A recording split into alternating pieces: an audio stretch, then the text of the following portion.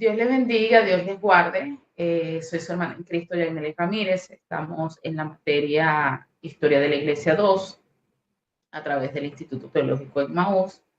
Y me siento muy complacida por la oportunidad que el Señor nos da de impartir esta materia. El día de hoy vamos a enfocarnos en describir el quinto periodo histórico de la Iglesia cristiana, que corresponde al periodo de la Iglesia reformada. Para ello tomamos como texto bíblico para desarrollar eh, el Apocalipsis capítulo 3, del verso 1 al...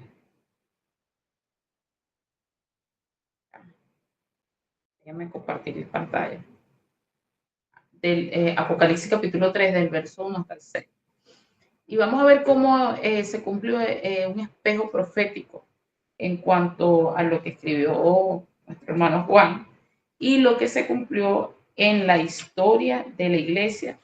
Este periodo de la reforma va desde el año 1517 aproximadamente hasta el año 1500. Entonces vamos a ver de qué forma se cumple. Para ello le voy a estar invitando a que abra su Biblia en el libro de Apocalipsis, capítulo 3, y vamos a estar leyendo desde el verso 1 hasta el verso 6.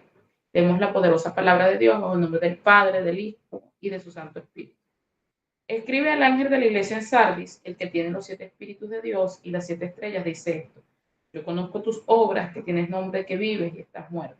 Sé vigilante y afirma las otras cosas que están por morir, porque no he hallado tus obras perfectas delante de mí. Acuérdate, pues, lo que has recibido y has oído, y guárdalo y arrepiéntete. Pues si no velas, vendré sobre ti como ladrón, y no sabrá a qué hora vendré sobre ti.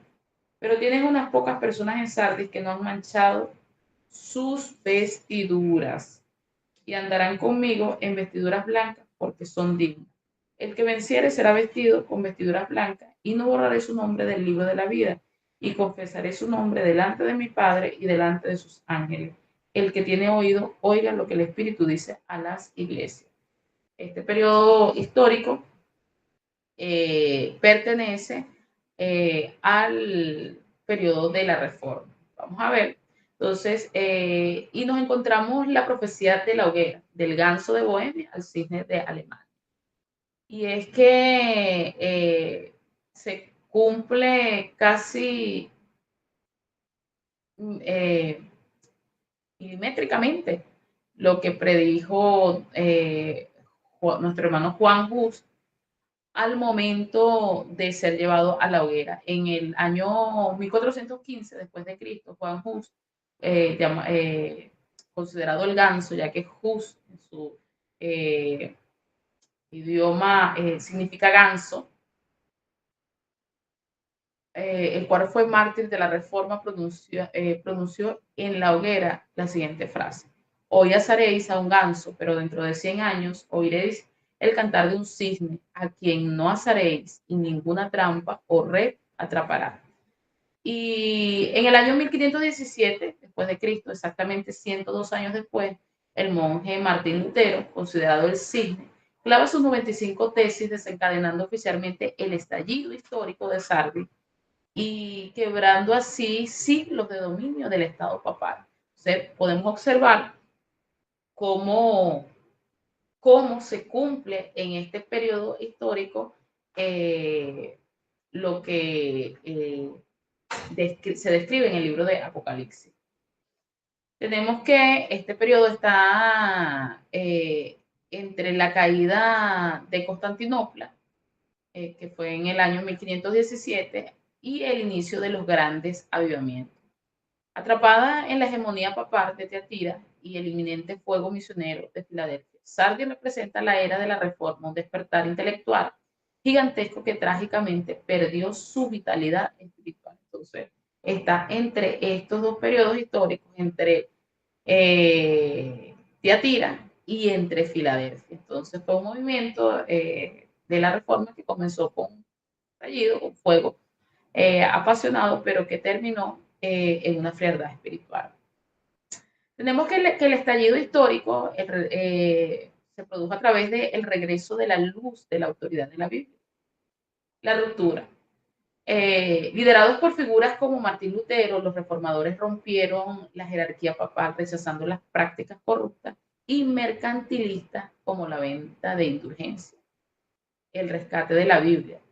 Solo escritura, se tradujo la Biblia de idiomas comunes, devolviendo las escrituras al pueblo, eliminando la tradición humana como autoridad equivalente. Y la justificación por la fe.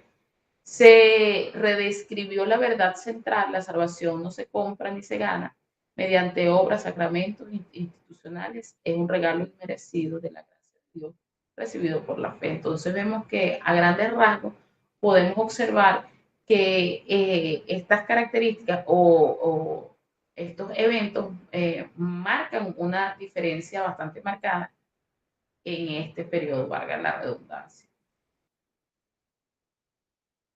Y vemos la forma en que se presenta nuestro Señor Jesucristo en esta carta. Eh, Se presenta como el que tiene los 7 espíritus de Dios y las 7 estrellas. El 7 es símbolo bíblico de la plenitud y la perfección total. Ahora los 7 espíritus representan la plenitud, la omnisciencia del poder vivificante del Espíritu Santo. Y las estrellas, los líderes y pastores y mensajeros responsables de la dirección de la iglesia. Entonces aquí el Señor se presenta como el que tiene la capacidad de ¿qué?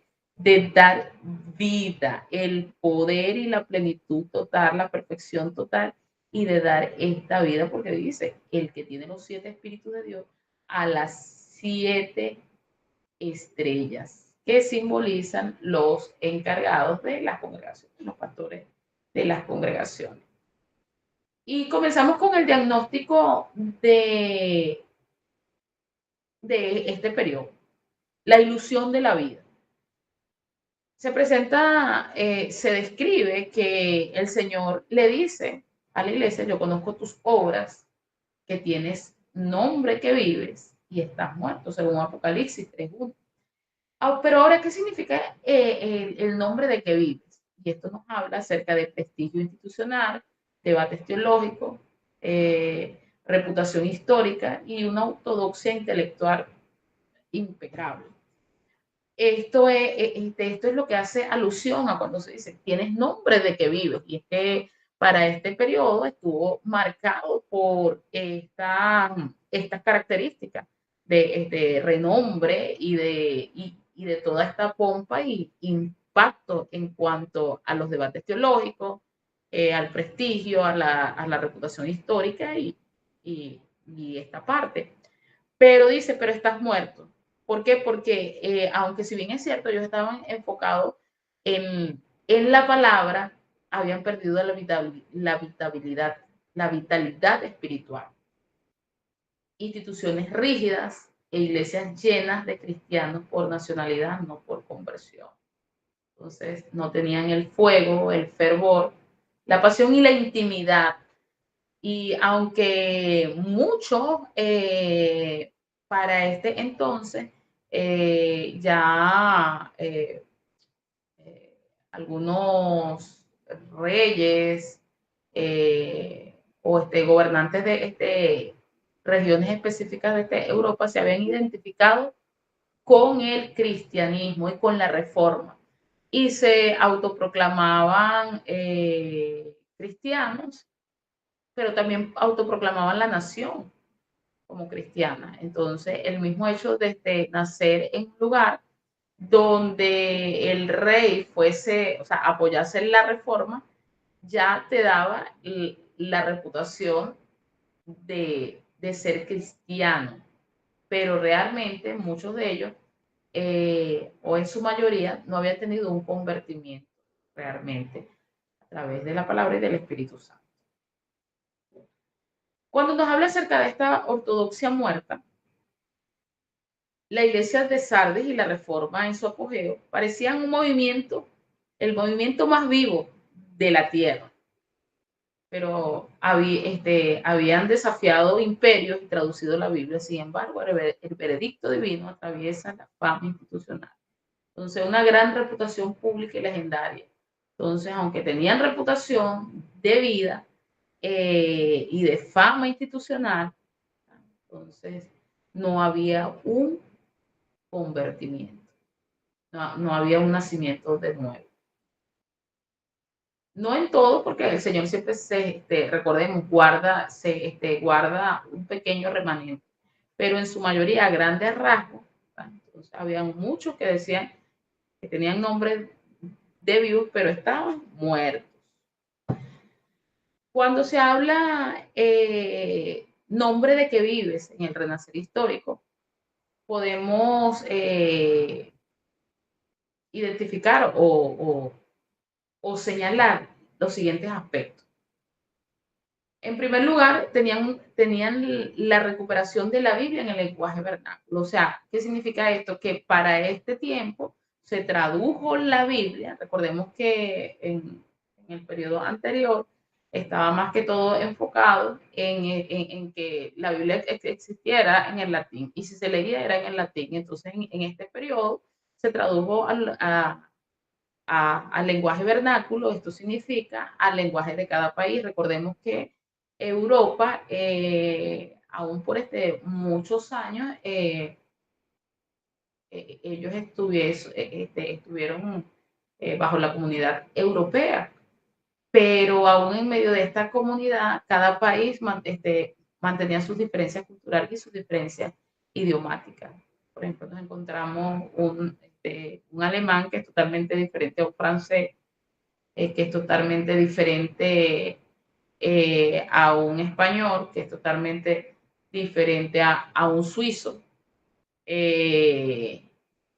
Entonces, se enfocaron los reformadores en traducir la Biblia al lenguaje de cada uno de estos pueblos. ¿Para qué? Para que el pueblo pudiese leer la Biblia en su propio idioma con el entendimiento.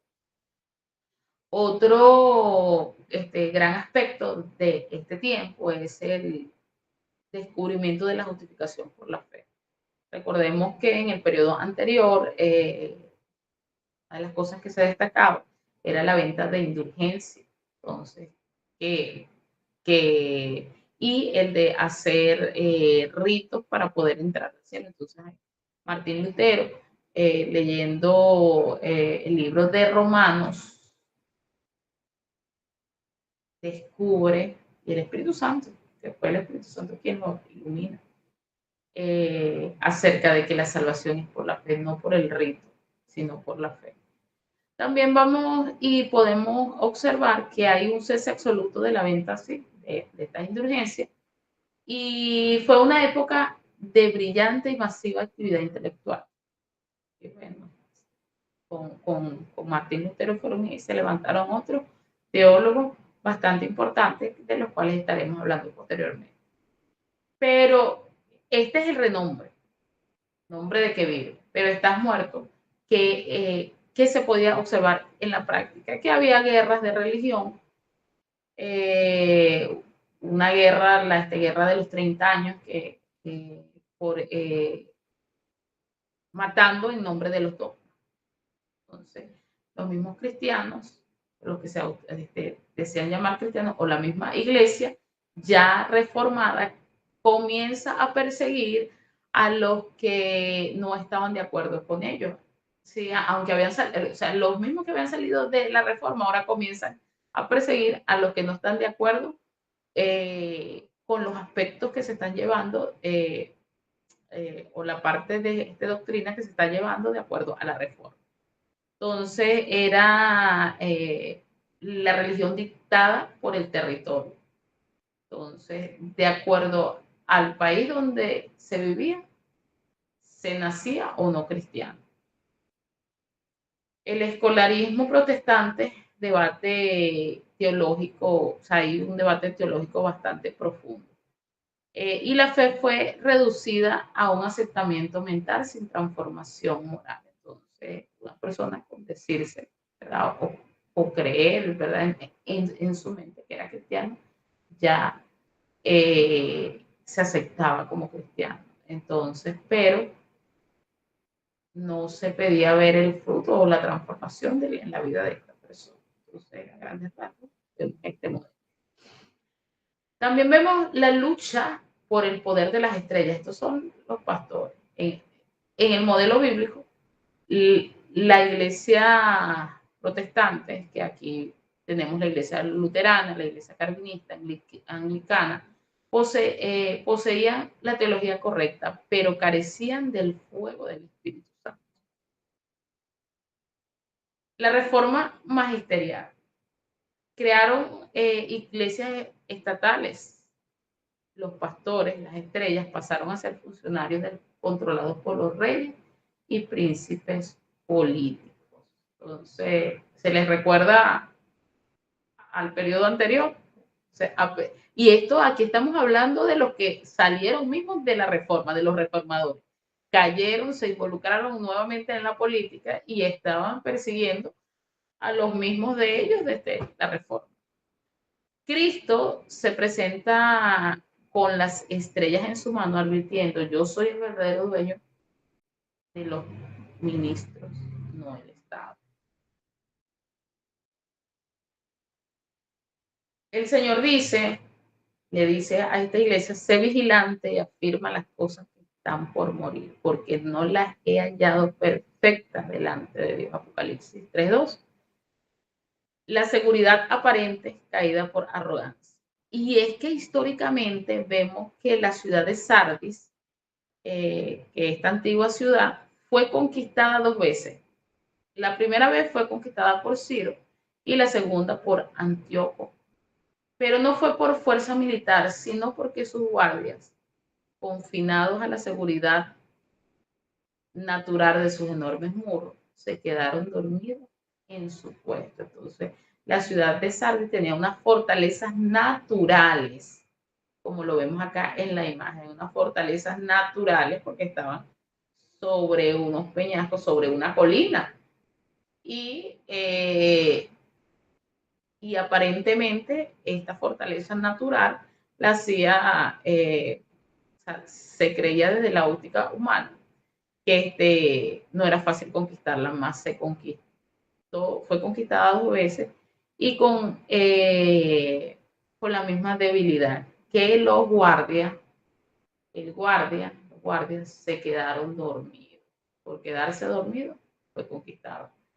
El llamado profético, ser vigilante, es un recordatorio severo para la reforma. La arrogancia dogmática, el exceso de confianza espiritual, son siempre el preludio de una inminente caída espiritual. Entonces, ellos, históricamente la ciudad estaba confiada en su fortaleza y en el periodo de la reforma ellos estaban confiados en que estaban en la sana doctrina, en que estaban institucionalmente en la posición correcta o en la institución correcta, pero esto lo llevó también a la muerte espiritual.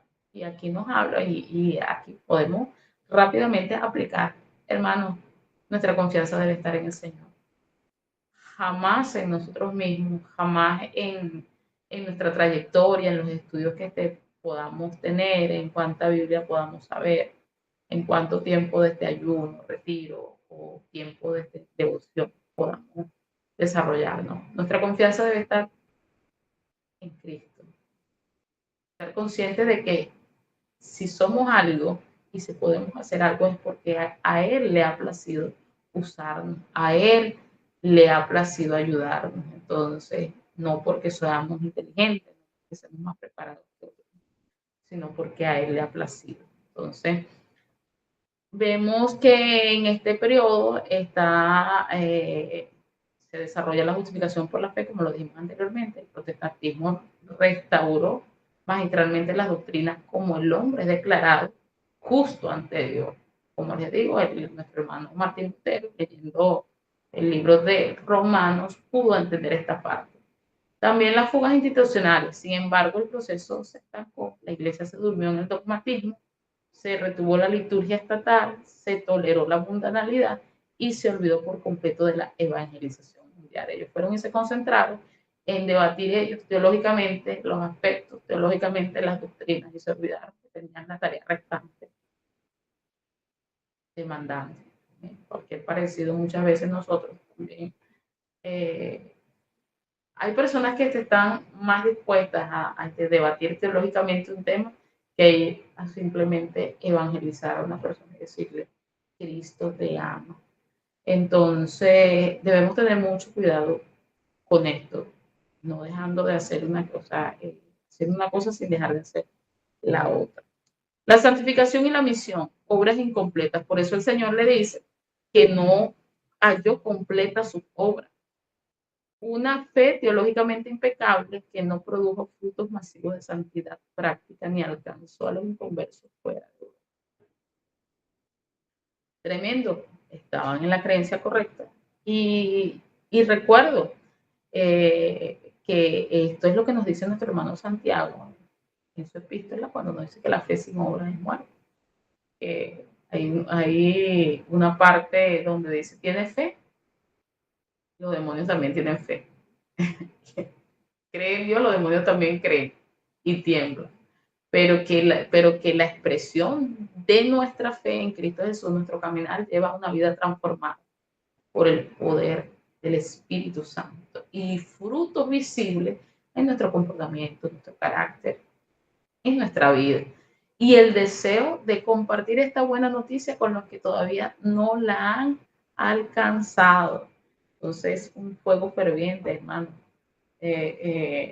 Siempre en la parte evangelística, muchas veces yo digo, wow, Señor, yo me siento como, sabe que en el libro de Reyes, donde se cuenta que Samaria estaba sitiado y y que fueron aquellos leprosos al campamento de los sirios.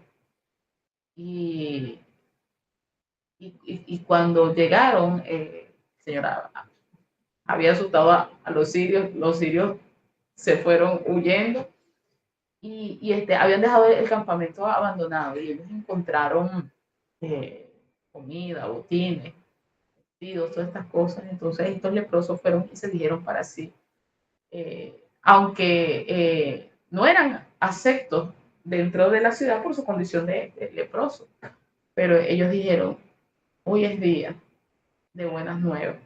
¿Cómo nos podemos quedar nosotros comiendo y con todas estas bendiciones, por así decirlo, parafraseando, mientras el pueblo está ya hambriento? Entonces, yo creo que al momento de compartir el Evangelio, ese es el sentimiento que va y nos impulsa, simplemente compartir de ese pan que nosotros hemos hallado, hemos recibido o hemos encontrado, compartirlo con otra persona que está hambrienta. Entonces, ellos fueron y se quedaron dormidos en cuanto a la misión, porque está bien, podemos estar claros teológicamente, pero debemos compartir el Evangelio, debemos compartir el Evangelio. Y es que cuando compartimos el Evangelio desde una manera, nos llenamos de vida cuando testificamos, hermano. Enseñar es maravilloso, pero evangelizar, compartir, simplemente un Cristo te ama, porque de tal manera amó Dios al mundo con alguien que no tiene noción de las escrituras. Es maravilloso. Entonces, bueno, ellos fueron y se quedaron dormidos, estaban preparados en cuanto a toda esta parte, pero por eso el Señor les dice, no he hallado tus obras completas. Entonces, y es un llamado a nosotros como esta iglesia. Sí, podemos estar doctrinalmente correctos, impecables, pero la obra completa es cuando compartimos el Evangelio con las personas que no tienen a Cristo, ¿no? También podemos observar acá la bifurcación de la fe del árbol de la reforma. Y es que, si bien es cierto, el Señor a lo largo de la historia bíblica y de los tiempos siempre ha conservado para sí un remanente, un pequeño remanente, el remanente fiel. Y en medio de este remanente fiel nos encontramos grupos como los anabatistas, los pietistas y los puritanos. Pero también está o sea, en cuanto a la parte histórica estatal, están los grupos que pertenecían a la ortodoxia muerta. y la religión institucional, pero que no había una verdadera transformación, una regeneración espiritual. Por tanto, esto dividió el inmenso avivamiento original, ¿sí? El estallido fue con Martín Lutero, ok, pero como acá en la imagen nos los muestra, los que fueron y se quedaron como remanente fiel y los de la ortodoxia muerta. Mientras la gran rama oficial se congeló en el formalismo, pequeños brotes mantuvieron la savia espiritual, negándose a conformarse con una religión puramente intelectual. Y es que la fe, si bien es cierto, primero se te asimila en nuestro intelecto, pero mueve también nuestras emociones, pero tiene que ir mucho más del intelecto y de las emociones, porque como nuestro hermano Santiago lo dijo, ¿verdad? Entonces, y hace la comparación con cuando dice, tiene fe, los demonios también creen y tiemblan. Entonces, o sea, de la parte emocional está el temblor, pero debe ir más allá de la razón y de la emoción, sino que la verdadera fe busca la transformación de las vidas, el fruto del espíritu. En cuanto a este periodo, ¿verdad? Nos encontramos que había mentes bastante llenas, con conocimiento exhaustivo, los cuales fueron y se ocuparon en debates doctrinales y teología convertida muchas veces en fríos ejercicios académicos. Y esto es, amado, cuando o que podemos aplicar cuando muchas veces perdemos el objetivo. Claro, en todo momento debemos procurar conversar la palabra del Señor y compartir, pero que si lo que converso de la palabra, ¿verdad?, no lleva, no está enfocado en la edificación de aquel que me oye, yo estoy perdiendo el tiempo. Entonces, porque muchas veces nos enfocamos en que quizás yo tengo la postura correcta, porque de repente he tenido la experiencia espiritual y el otro, entonces, pero es una línea muy delgada y podemos caer en la parte el orgullo. Entonces, por ejemplo, o sea, tener bastante claro esto. Y los corazones fríos, en cuanto a que muchos de este periodo había una ausencia de una conversión genuina al evangelio, porque creían lo correcto, pero carecían de una vida espiritual y de una piedad personal. Esto solo se obtiene con una relación genuina con el Espíritu Santo. Entonces, nosotros podemos tener información acerca del Señor y leer la Biblia, pero la relación es viva y la transformación viene es por esa relación. Entonces, ellos con mucho conocimiento, con mucho debate, pero no tenían el fervor, no tenían la intimidad, por eso no había conversión. El fracaso de la vigilancia.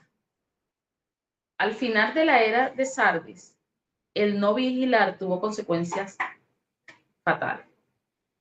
¿Por qué? Porque se perdió el fervor espiritual y las puertas se abrieron de par en par a la ilustración, al racionalismo humano y a la alta crítica. Entonces, o sea, fueron y se enfocaron tanto en los debates que se terminaron abriendo las puertas para los que comenzaron a cuestionar si la escritura era verdaderamente inspirada por Dios, si aún en la parte de el racionalismo, a sustituir el poder de la sangre de Cristo para limpiar los pecados, aún a vetar ciertos términos que se habían usado entonces porque no los consideraban racionalmente aptos al momento de llevar el Evangelio. Y esto por parte de la misma iglesia. Entonces, vemos cómo la iglesia pasa en este periodo, de manera general, del púlpito al quirófano. La iglesia estatal dejó de guardar y obedecer la palabra para empezar a diseccionarla como un espécimen académico. Se negó a lo sobrenatural y comenzaron a mutilar las escrituras, atrayendo el juicio eminente prometido por Cristo.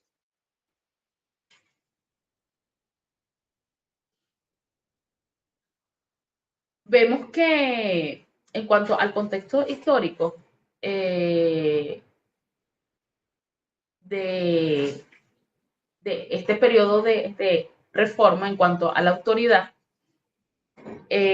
sí hubo logros, hubo avances. Por ejemplo, fueron y quitaron al Papa y rescataron la justificación por la fe, pero el fallo pusieron reyes terrenales como cabezas de la iglesia, por ejemplo, en el caso de Enrique VIII en Inglaterra.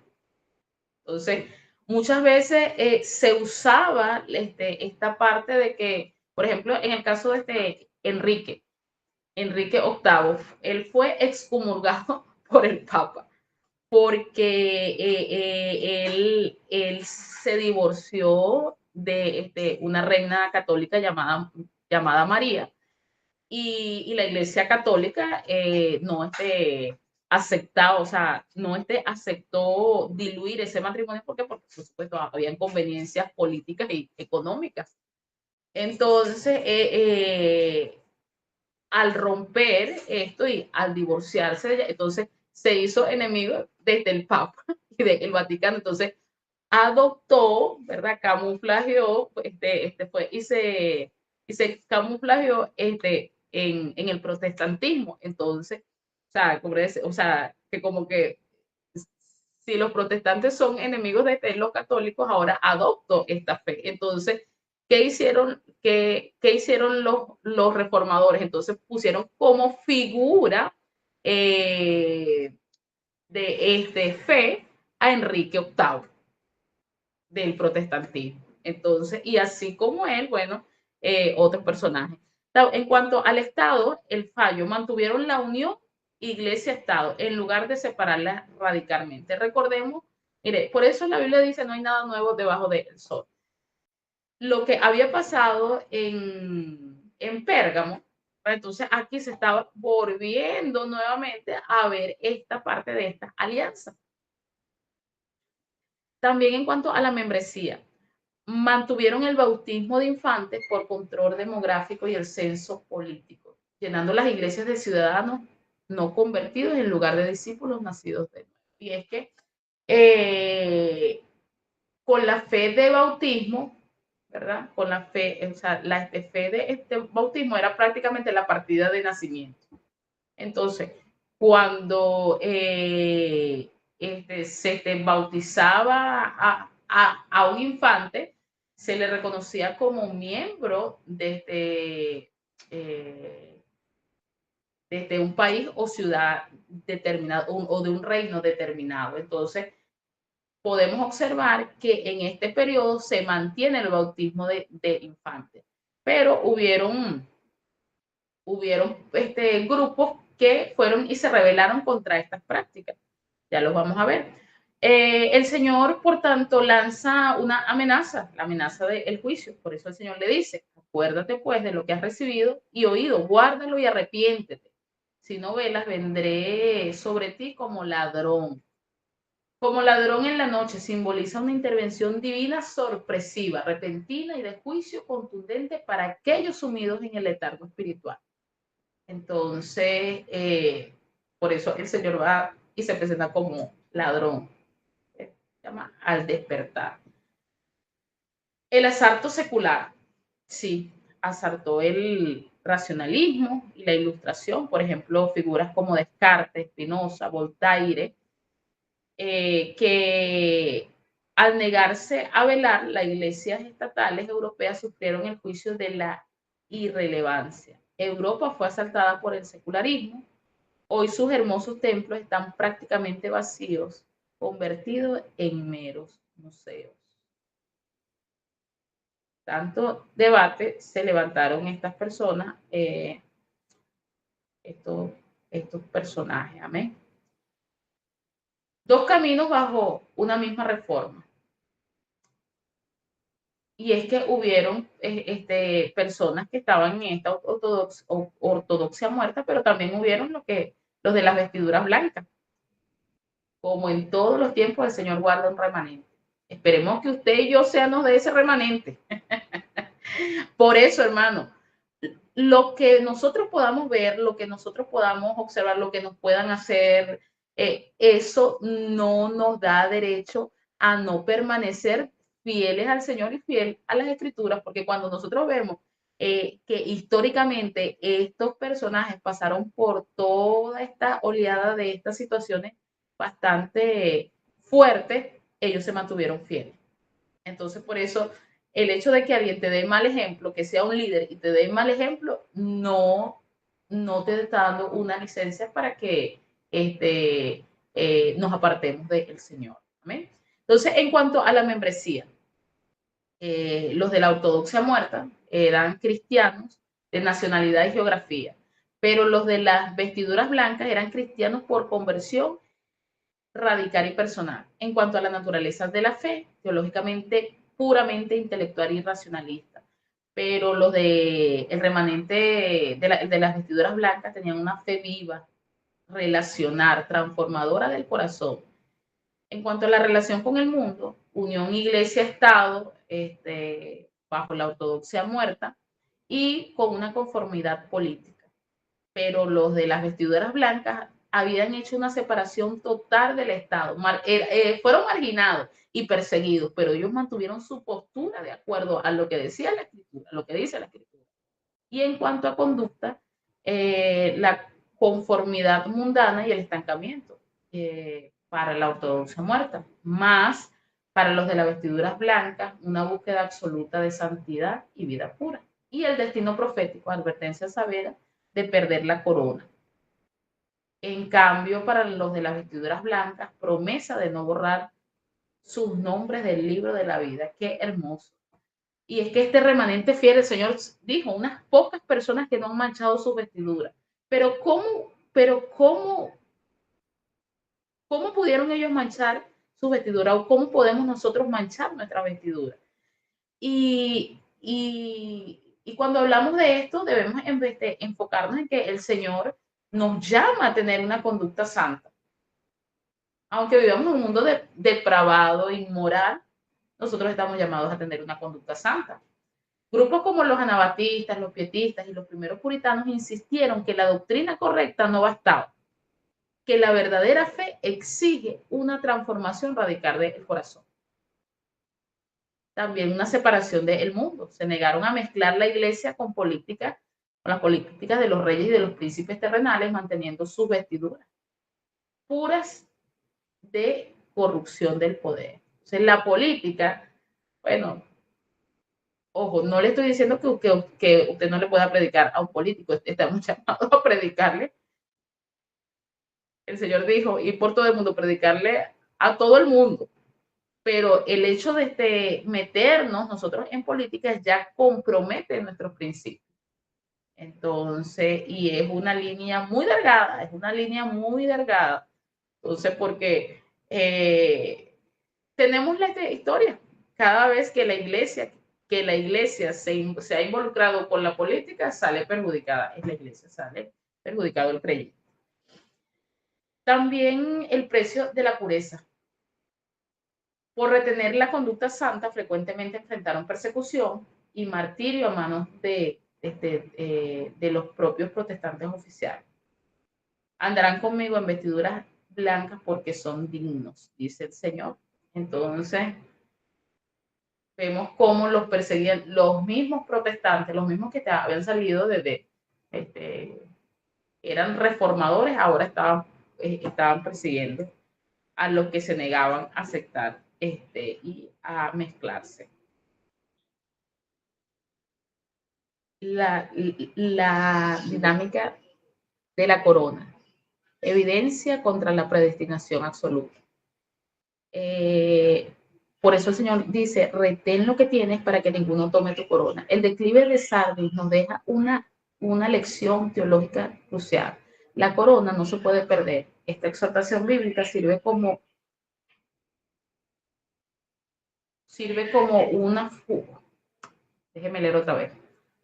El declive de Sardis nos deja una lección teológica crucial. La corona sí se puede perder. Esta exhortación bíblica sirve como una fuerte evidencia contra la doctrina de la predestinación. Salvo, siempre salvo. Una vez que eres salvo, siempre vas a ser salvo. No. Dios otorga la gracia inmerecida, pero exige responsabilidad activa y fidelidad y perseverancia del creyente. Responsabilidad y fidelidad. Ellos se habían descuidado en tibieza, estancamiento y racionalismo, pecado.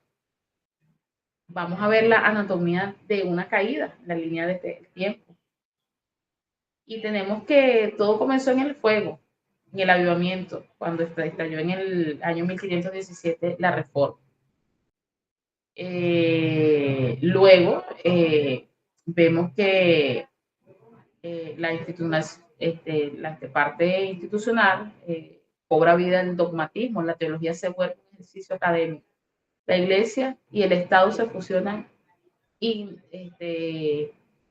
y hacen convenios. El racionalismo, el punto crítico de la congelación, grandes sectores del protestantismo histórico dejan de creer en lo sobrenatural y perdieron su herencia y su testimonio. Y ya para el fin del siglo, la antesala de Filadelfia, el próximo avivamiento misionero.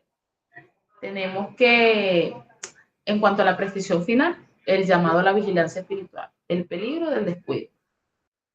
A través de la tibieza, las personas pueden estar perdiendo lentamente lo que tienen, su doctrina santa, su conducta santa y en última instancia su salvación. Un comienzo glorioso no garantiza un final victorioso sin perseverancia. Debemos ser perseverantes. La receta divina. Por eso el Señor dice, sé vigilante, despierta del letargo espiritual, afirma, fortalece las cosas que están a punto de morir, acuérdate, vuélvete a la revelación original que has recibido y oído, guárdalo y arrepiéntete. La verdad teológica debe ir acompañada con un corazón transformado. Amén. Entonces debemos estar claros en cuanto a estos aspectos. Entonces, a grandes rasgos, esta es la descripción del periodo de la iglesia de Sardis. Dios te bendiga, Dios te guarde. Dios